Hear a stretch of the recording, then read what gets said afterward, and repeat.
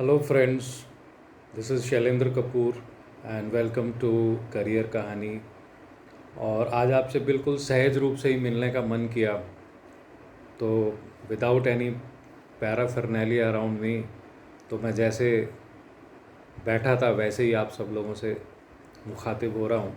और मन कर रहा था कि मैं आपके सामने एक बहुत ही एक प्रेरणादायक कविता है, तो बहुत दिनों से मेरे जहन में चल रही थी, तो मैंने कहा उसका एक वीडियो बना के आप सबको शेयर करता हूँ और उसका मैसेज ताकि सब तक पहुँचे। हालांकि ऐसा नहीं है कि मैं कोई नई कविता सुनाने जा रहा हूँ आपको। तो हरिवंश राय सर को कौन नहीं जानता, हरिवंश राय बच्चन जी को कौन नहीं जानता, उनके सुपुत्र अमिताभ बच्चन जी हैं, उनको कौन नहीं जानता। तो उनकी एक कविता है, मुझे बहुत पसंद है, तो मेरा मन करा कि आज वो मैं कविता आप सबके सामने पढ़ के सुनाऊं। वो है नीड़ का निर्माण फिर। आप सब लोगों ने सुनी होगी, जिसने नहीं सुनी है वो भी आज इस वीडियो के माध्यम से सुन लो, और जिसने सुनी है अपने जहन में उसको रिवाइज़ कर लो। तो पहले मैं सिर्फ कविता पढ़ दूंगा। पढ़ने से क्या होगा कि आप उसको उसकी लय वो समझ में आ जाएगी, या फिर ऐसा करते हैं पहले मैं आपको उसका सिनेरियो समझा देता हूँ।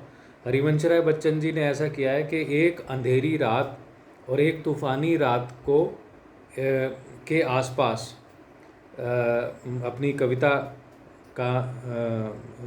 कविता लिखी है, और ये कहा है कि रात कितनी भी घनी हो जाए, रात में तूफ़ान जितना मर्जी तेज़ आ जाए, लेकिन अगले दिन उषा की किरण आती है और एक पंछी जो है सारे चैलेंजेस को, सारी बाधाओं को धता बताते हुए फिर से अपने जीवन की अपनी यात्रा को आगे रखता है। तो ये इस सेंट्रल आइडिया के आसपास हरिवंश राय साहब ने एक कविता लिखी, नीड़ का निर्माण फिर। अब मैं शब्दों का जो व्याख्या है वो मैं बाद में करूँगा, पहले आप इस कविता की लय और उसकी सुंदरता को थोड़ा सा अप्रिशिएट करके चलिए मेरे साथ। नीड़ का निर्माण फिर नेह का आवाहन फिर। वह उठी आंधी के नभ में छा गया सहसा अंधेरा, धूलि धूसर बादलों ने भूमि को इस भांति घेरा। रात सा दिन हो गया फिर रात आई और काली, लग रहा था अब न होगा इस निशा का फिर सवेरा। रात के उत्पात भय से भीत जन जन भीत कण कण, किंतु प्राची की उषा की मोहिनी मुस्कान फिर नेह का आह्वान फिर। वह चले झोंके की कांपे भीम कायावान भूधर, जड़ समेत उखड़ पुखड़ कर गिर पड़े टूटे विटपवर। हाय तिनकों से विनिर्मित घोंसलों पर क्या न बीती, डगमगाए जबकि कंकड़ ईंट पत्थर के महलगर। बोल आशा के विहंगम किस जगह पर तू छिपा था, जो गगन चढ़ उठाता गर्व से निजतान फिर। नीड़ का निर्माण फिर नेह का आवाहन फिर। क्रुद्ध नभ के वज्र तंतों में उषा है मुस्कुराती, घोर गर्जन में गगन के कंठ में खग पंक्ति गाती। एक चिड़िया चोंच में तिनका लिए जो गा रही है, वह सहज ही पवन ऊंचास को नीचा दिखाती। स्वर्णिम पंक्तियाँ। नाश के दुख से दबता नहीं, नाश के दुख से कभी दबता नहीं निर्माण का सुख, प्रलय की निस्तब्धता से सृष्टि का नवगान फिर। नीड़ का निर्माण फिर नेह का आह्वान फिर। बहुत ही सुंदर कविता है, और इसका जो लास्ट स्टैंजा है मुझे सचमुच बहुत पसंद है। तो अब इसका भावार्थ और इसके शब्दों पे जाएं, आप कहते हो तो चल लेते हैं, नहीं तो मेरा तो मन यही था कि मैं इस कविता के माध्यम से ही आपको उस जीवटता के प्रति आपको एक बार फिर से जागृत करा जाऊं, आपको याद दिला जाऊं कि भले कितनी आपके जीवन में रात अंधेरी हो जाए, भले जितना मर्जी आपके जीवन में नुकसान हो गया हो, पर जहाँ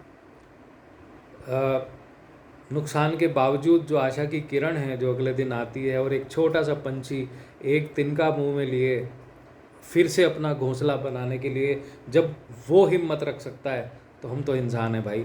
तो तो जीवन में कुछ भी नुकसान हो गया हो, कुछ भी बिगड़ गया हो, हिम्मत नहीं हारना और आगे बढ़ते रहना। तो एक बार इस कविता की एक ब्यूटी को एक बार और निहारते हुए चलते हैं। वह उठी आंधी के नभ में, छा गया सहसा अंधेरा, धूलि धूसर बादलों ने भूमि को, मतलब कहाँ एक तरफ बादलों ने पूरी भूमि को घेर लिया है।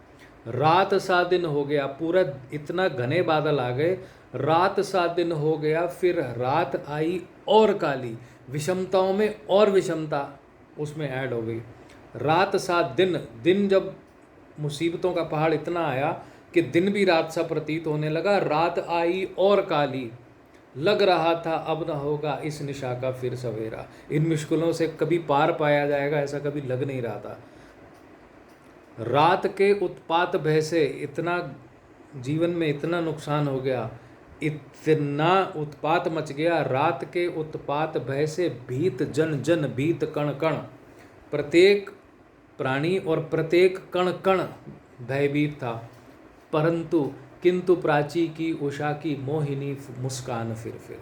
प्राची पूर्व की दिशा से उषा की पहली किरण यानी सूर्य की पहली किरण की मोहिनी मुस्कान फिर नेह का आह्वान फिर आगे समझिए। वह चले झोंके कि कांपे भीम कायावान धूपोधर, जड़ समेत उखड़ पुखड़ कर गिर पड़े टूटे विटप पर। बड़े बड़े पहाड़, बड़े बड़े वृक्ष जड़ समेत उखड़ उखड़ के नीचे गिर गए।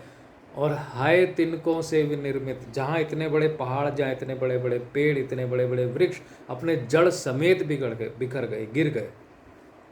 तो हाय तिनकों से विनिर्मित घोंसलों पर क्या न बीती। एक छोटे से घोंसले की क्या बिसात रही होगी इतनी मुश्किलों में। एक चिड़िया पे क्या गुजरी होगी, एक पक्षी पे क्या गुजरी होगी, उसका घर तो पूरा तहस नहस हो गया होगा। तो हाय तिनकों से विनिर्मित घोंसलों पर क्या न बीती, जब जग डगमगाए जब की कंकड़ ईंट पत्थर के महलगर। फिर चिड़िया को संबोधित किया, फिर एक पक्षी को संबोधित किया, बोल आशा के विहंगम, आशा के विहंगम, आशा के दूत तू कहाँ छुपाता। बोल आशा के विहंगम, किस जगह पर तू छुपाता, जो गगन चढ़ उठाता गर्व से निज तान फिर। कुछ भी हो गया तेरी तान तो अजर अमर है, चलती रहेगी, तू कहाँ छिपाता। फिर जब अगली सुबह फिर से तू अपनी तान, अपनी जो गर्व से निज तान फिर अपनी तान, अपनी सुर, अपनी बोली, अपना परिश्रम, अपनी चाल, अपना कर्म, फिर अपने गर्व से फिर तू आगे बढ़ रहा है। नीड़ का निर्माण फिर आगे फिर एक अगले उसमें आता है कि क्रुद्ध नभ के वज्र दंतों में उषा है मुस्कुराती।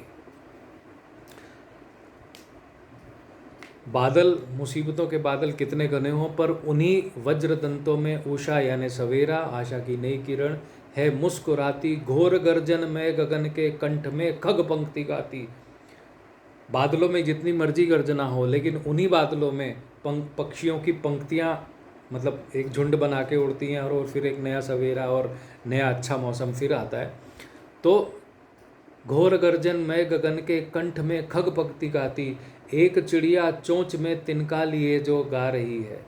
एक छोटी सी चिड़िया, वह सहज ही पवन ऊंचास को नीचा दिखा रही है। पवन जिसने सर्व, इतनी ज़ोर की आंधी आई, तूफान आया, सब कुछ तहस नहस कर दिया, उड़ा दिया, उसको नीचा दिखा रही है कि नहीं भाई, मैं भी फिर एक तिनका लगा के, फिर तिनका लेके फिर मैं अपने जीवन को आगे अग्रसर करने की सक्षमता रखता हूँ।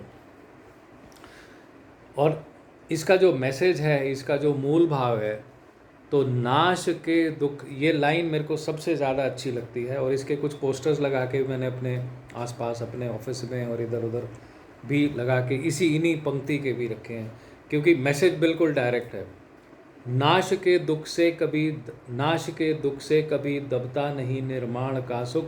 प्रलय आती है, उसके बाद निस्तब्धता आ जाती है, लोग शौक में आ जाते हैं, निस्तब्ध हो जाते हैं, डर जाते हैं, भयभीत हो जाते हैं, निस्तब्धता आती है। देखो हिंदी एक कितनी समृद्ध लैंग्वेज है। चुप्पी, इंसान चुप है तो चुप है, कहीं खोया हुआ है तो उसके लिए गुमसुम है। अगर शांत अवस्था में चुप बैठा है तो ध्यान मग्न है। और प्रलय के साथ जो शब्द जोड़ा है वो निस्तब्धता है। तो प्रलय की निस्तब्धता से सृष्टि का नवगान फिर प्रलय की निस्तब्धता है, लेकिन उसी में से सृष्टि का नया गान। प्रलय की निस्तब्धता से सृष्टि का नवगान फिर। इसको मैं लाइन को दोबारा दोहराता हूँ, इसके म्यूज़िक को दोबारा से आप अप्रिशिएट कीजिए। नाश के दुख से कभी दबता नहीं निर्माण का सुख, प्रलय की निस्तब्धता से सृष्टि का नवगान फिर नीड़ का निर्माण फिर नेह का आह्वान फिर।